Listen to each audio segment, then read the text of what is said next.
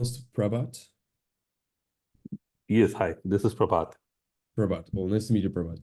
I like to start with a very simple question, in my opinion, but one that I find very, very intriguing, which is, can you quickly introduce yourself and tell us why are you doing what you're doing? Sure. So Eden, my name is Prabhat, and my background is I did my engineering from one of the colleges here in India called BIT Mesra. It's called Birla Institute of Technology, Mesra. And I did my master's from Stanford Business School. Now, when I started my career, my initial career was all about, building technology solutions, which is both products and various IT services solutions for my clients.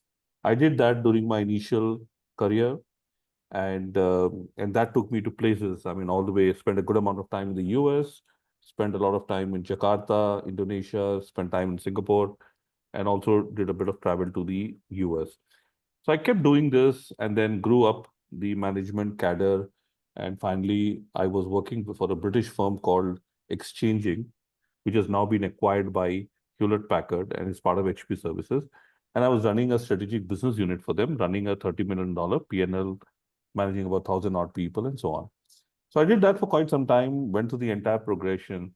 And I think that was a time when I felt I wanted to do something of my own. And I wanted to do something where I could make a difference, I could make an impact. And one of the sectors that really came out, strong in my entire internal assessment was on the real estate. And if you look at real estate, I always felt that, it's one of the most promising sectors. It's one of the largest contributors in terms of GDP for a nation. In India, if you look at it, the GDP contribution is almost close to 10%, and it's only growing. There's so many people it gives employment to, but there are some very inherent challenges. And I thought, let me start addressing that challenge piece, and let me build a service layer on top of what I would call it physical residential asset. And that is how, I kind of started Your Own Room almost about 8 years ago. And of course, since the last 8 years, it has been a very interesting journey, and it has gone through its own pivots, etc. And I'm glad I'm able to make a difference. But I really feel that there's a lot more to do. Right, you're achieving a lot already, but you're always striving for more, trying to do better and for more people, helping people. I love this. I love this. So let me ask you this. At home and at work, do you find it easy to switch off from all the professional side of things, or does the line between work and personal life get blurry sometimes?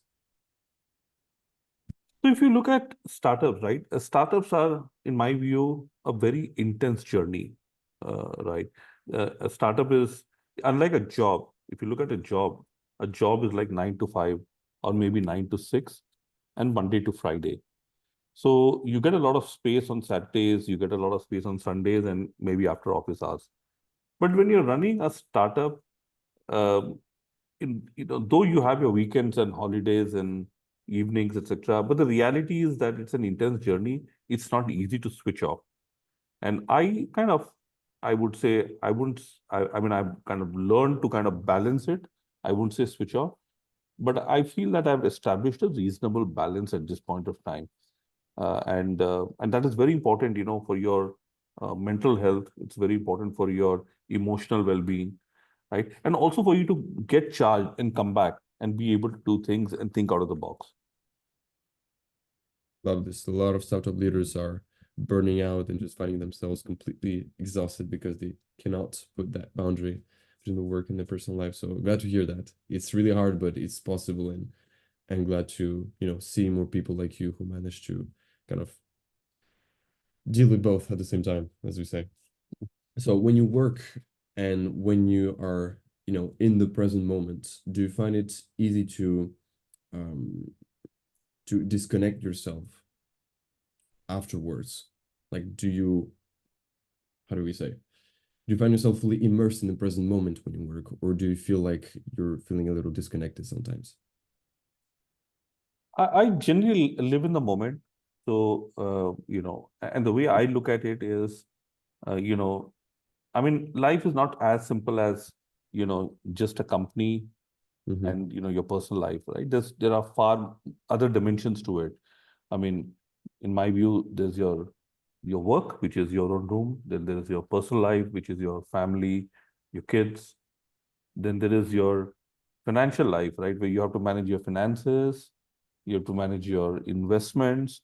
So if you really look at it, the reality is that you have multiple, I would say compartments, and you just have to figure out, a balanced approach where, you're able to, not mix these things, right? I mean, when you're working, you don't want to be thinking anything else. When you're with a family, you don't want to be thinking about work and so on. So I think there are these multiple dimensions and not just two dimensions. And I think I feel I've matured over the last several years, and I feel I'm able to do justice across all these various stuff. But I strongly believe, and I would like to believe, that I live in the moment, and I don't like when I'm working, I'm working. I don't want to think anything else. Right? When I'm doing something else, I like to do that. So that's what I would like to think. All right, so you try your best to not multitask and just focus on one single task at a time. Yeah, I think I'm not a big fan of multitasking. I mean, I would rather kind of logically sequence them and create those compartments. Mm, Because remember, what also you have to keep in mind is that these are not tasks. These are like mammoth projects by themselves, right? A right. task you can multitask, right? I mean, if you have to do five small things, you can do it. But these are not small things. And I mean, in my role as a CEO, I'm running the organization, right? I'm not really sitting and only doing tasks. That's that, for that, you have a team. But for me, I'm taking a lot of strategic decisions. I'm making strategic bets. I'm doing pivots. I'm handling complex situations, escalations. So, the intensity is very high, right? And I feel that, living in the moment is a good approach. Thinking about the way you see work and overall your leadership philosophy. If you could distill that leadership philosophy into one single sentence, what would it be and how does it guide your decision making? Well, it's a tough question, right? And see, leadership to me, I mean, is leadership also depends on the circumstances and situation.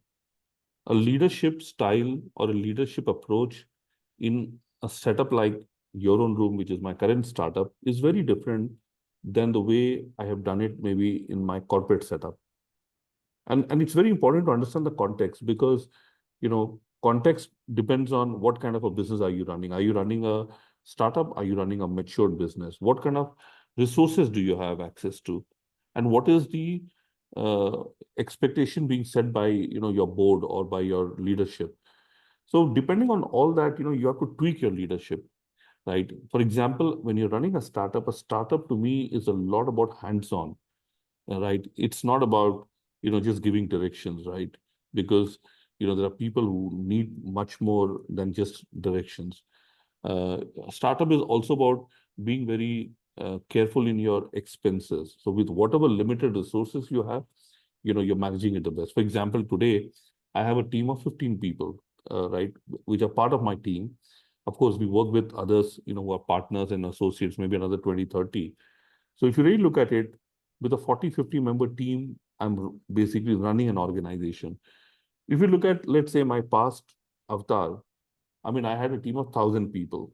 I mean, the kind of people who were working for me were vice presidents themselves, right? So when you're working with 1,000 member teams versus when you're working with a 15 to 40 member team, right, your approach has to be very, very different.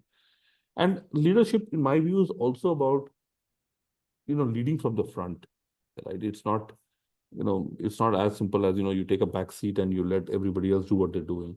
You have to lead from the front, and you have to be willing to take, if something goes wrong, it's okay to raise an hand and accept it. And I do that a lot, right? At least startup has taught me.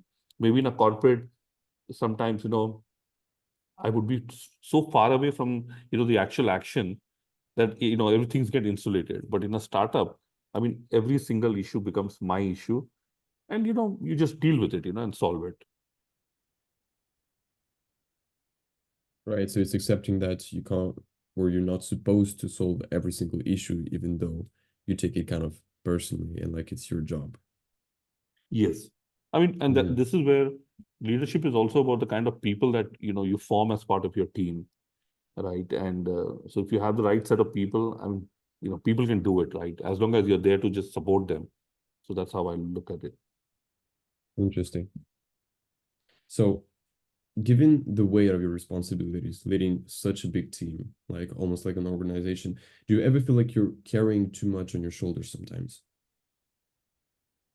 Not really. I mean, because what I also feel is, I mean, when you're running a company, you have to be very clear about two things. One is what are your, or what is the larger purpose with which you've been hired, or you've been given that role. And the second is, what are your priorities? For example, is making revenue your priority? Is it investment? Is it profitability? Is it cash flow management? Is it building a product? You have to be clear about your priorities. And then you need to distill that and you need to define your KRAs. Now, regardless of what organization, the complexity or the organization, it finally boils down to these, few fundamental blocks, right? And I don't think you need to think beyond that. If you're very focused with these 5, 6, 7, 8 items, I think you should be okay. So, I mean, I wouldn't say I look at it just as, as a job in hand, which I need to deliver as opposed to carrying any large shoulder. But yes, I totally agree with you that it comes with a lot of responsibility. You have to keep in mind that you can't let your customers down, you can't let your people down, right? So you cannot take any brash decision or any risky decision. You can't take any impulsive decisions, right? Every decision you need to make sure that you've thought it through and you're not causing any damage or concerns to the stakeholder. Remember, issues will always be there. I mean, otherwise you don't need people like me, running an organization. And it's okay to accept that. It's just the way you handle it. I think to me, that's more important. Right, right. It's not about what happens, it's about how you react to it and how you handle it Yeah. afterwards. Really cool. So let me ask you this. Do you ever feel compelled to believe that stress itself is necessary for productivity in startups and in general in business? Yes. You need to have a certain degree of stress because if you look at stress, I mean, as the stress goes up, the productivity goes up to a certain point, right? And when it kind of then things break down. So to me, it's like the rubber band example, which I'm sure you would keep reading about it. But you need a certain degree of stress, but not beyond a certain point that the organization breaks down, your business breaks down.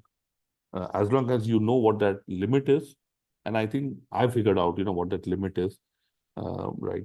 But I would rather also keep in mind that I would rather, when I'm working, I'd rather keep the what do you call stress levels more manageable because everybody's ability to handle stress is also different.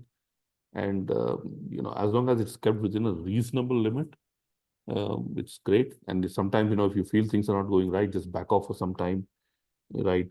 Go back, have a glass of water, take a day off, come back, and things will, get back to normal. Right. So it's not about necessarily believing that high performance necessarily requires high stress and that you can take breaks, you can, Yes. unplug, and it's about managing and keeping that in a reasonable amount.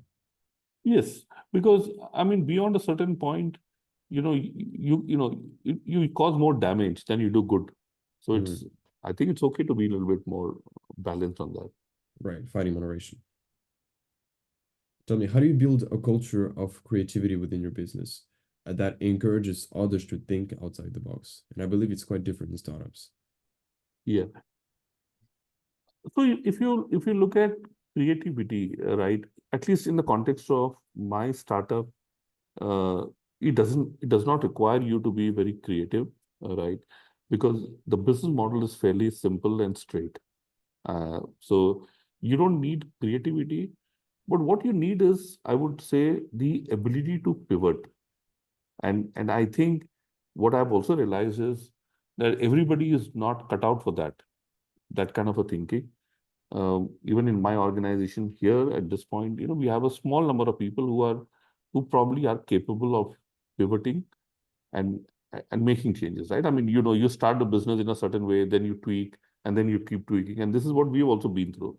I mean, when we started, we had a certain business model. We were focused on co-living, right? Then slowly we moved to family homes from co-living. Then we moved from rental to property management and started doing both. And now we're looking at more things, right? So to me, I think you need 2 or 3 key, or at least 10% of critical people in the team who are capable to do this in a practical way. And I think that is what we are trying to do this. And the rest of them can continue doing what they're doing, right? Because that itself that's your bread and butter. You don't want to, kind of impact that. You need a bit of a balance between that, at least in the business that we are. Maybe if it was a media company or a marketing company, maybe you require more creativity. But here you need a lot of, I would call it operational discipline than just creativity.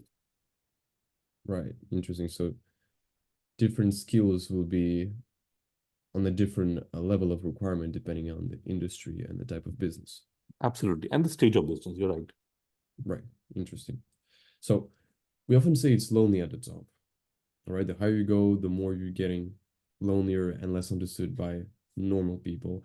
My question is, how often do you find yourself feeling isolated? And are there certain things you can't really share, but you wish you could discuss with someone? I think leadership is a lonely journey. There's no doubt about it. And what I feel is this is where you need good personal and professional network, right? Remember, one is work related and one is in general, about leadership and philosophy and so on. And to me, what is required is that, you know, if you can create enough bandwidth so that A, you're able to reflect on things, B, you're able to kind of take a step back and objectively assess things, because you need to be brutal at introspection and retrospection. And for that, you need, to kind of take a step back, maybe go out somewhere, away from the office, maybe somewhere in the jungles or somewhere, in a resort, and kind of just think through and be able to bounce things with people who are able to give you inputs and suggestions without any bias and judgment. And there are not too many people who can do that, right? Generally, people it's very tempting, to kind of give solutions, but sometimes somebody has to understand this well. So fortunately, I'm blessed with a lot of good friends. My investors are also very, very good. I'm able to go back to them, discuss with them. And what essentially they do is, all these people just show me a mirror. And they say that at the end of the day, as the managing director and CEO, you have to solve this. It's your problem. But yeah, maybe, why have you not thought about this, or why have you not thought about that, and so on. And I have a very, solid leader with me. I work along with a guy called Sanjay, who's my chief operating officer and chief technology officer. So I always, keep taking his guidance and keep running situations with him. And he's fairly practical in his approach and so on. So I think it finally comes down to, the kind of social network that you and professional network that you build. And going back to these guys, during these times, when things are a little bit lonely, when things are getting a little, you're hitting a wall and so on. Right. And it's okay. I mean, I think I've come to a realization now that it's not just me, right, who goes through all this. It's most people who go through it. And there's Mm. nothing wrong in it, right? You don't have answers to every question. I mean, today, if you look at the world, I mean, there's so many problems going on in the world. Do you think all the leaders have answers to all the problems? No. But at least they probably know the approach to solve the problem. Right? Now the question is, when does it get solved? So I think similarly, even in a startup world, you kind of have a very similar situation that you kind of have to deal with. Right. Realizing that, yeah, you're not the only one going through the problems that you're going through, and having someone to share the burden with, really Yeah. important. Sometimes when I look at it, right, I was looking at data. About 80% of startups, they close down in 5 years. They don't go beyond 5 years, right? And we are already in year 8. So at least I feel good that maybe we're in the top 5% or 10%. We've been able to come this far. Now, having said that, right, we have been through those ups and downs and all these challenges. What next, right? And that's more important, right? Past is okay. You learn from your past, right? I'm sure there must be some good things, and that's why we are here. But I don't think whatever we have will take us to the next level. And that is where, I constantly look for inputs and suggestions from friends and network. Right. So just because it got you from point A to B doesn't mean it will get you from Yes, B to C. yes. One last comment on that I want to add is I feel that, a lot of times, people think that, being in the middle of too many people can really solve your problems. And to me, I think that is very counterproductive. And it's very important as leader not to get lost in a crowd. I mean, many times, you go for a networking event, and I've done this a lot in my life. You go to a networking event, you meet 500 people, you have nice meals, you collect a few souvenirs, and that's it, right? You don't learn anything, you don't gain anything, right? It is okay to, indulge in more smaller focused groups. That is where you can have a more open conversation and not just get carried away with, bigger group. Because what happens is, because of my Stanford connections, because of my my college, engineering college, which is BIT connections, my HP connections and all that, I do have a lot of people that I can go to, right? But it's not the number and volume of people, right? It's those 5, 6, 7, 8, 10 people. I think the answers typically come from those guys. And that's what I always look forward to. That can I have more of such people, where I can keep going to, depending on the situation.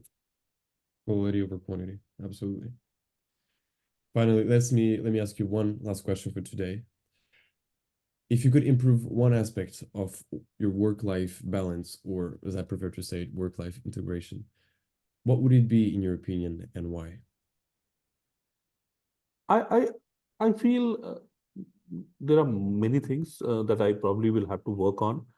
But one thing which I feel which needs a lot of attention is health. And this is something which, I mean, as leaders, we don't give enough time for. And at least, maybe I need to do a much better job there. And that's basically, simple, right? I mean, eating the right diet, exercising, right? Taking those, runs and walks, etc. I mean, I do it, but I think I would like to do much more of that in a more disciplined way. So that's one thing certainly, I feel that I would like to do, and maybe I should do, without any, excuse. When you say health, are you mainly talking about physical health or also mental? Absolutely, absolutely. Both go. I mean, it's about your me time, right? And me time is mainly for, taking care of yourself, right, in the right way. And yeah, the more you take care of it, the better it is, etc. And yeah, and maybe it's also a good idea to take a few break from work, maybe do some travel, and you can do some light travel. I mean, fortunately, I've done a lot of travel to various countries too. Mm-hmm. But I feel that, a lot of travel requires more planning. It requires a lot of financial resources too. But sometimes, you could do small things which doesn't require any investment, doesn't cost you much. Right. It just needs time. You can go to, and Bangalore, the place where I'm currently based out of, is blessed. You know, if you look at ocean, right, it's equidistant both on the right side and left side, which is on the east and Mm, the west side. And there are a lot of beautiful places. And I do keep traveling, once a while, but I think, more of that, I think is always a good thing, which I like to do. It's part of my right. balance. Right. Having those places and I would say, yeah, events that you can go to and not necessarily have to travel all the way to the other side of the world to rest and relax. Absolutely. No, I love it. I love it. You cannot pour from an empty cup, as we say, and you have to take care of yourself in order to take care of your company. Love it. Well, I think that's a beautiful ending, Prabhat. I want to thank you so much for taking your time for this call, for this interview, giving me such insightful answers. I personally had a pleasure listening to your answers. I hope you did too, answering my questions. And what I'll Absolutely. do is, as a gift for taking your time, just before the report will be out, you'll be one of the first to receive the report, to make sure that nothing is out of line, make sure that everything is correct, and hopefully learn a few insights from fellow professionals. Sure, absolutely. Eden, thank you so much. And Thank I'm you, glad, Prabhat. you took time out and, all the way from France. Good to talk to you. And I'll love to share, my learnings from this conversation with other friends too. Thank you. Love it. Thank you again, and let's keep each other updated. Sure.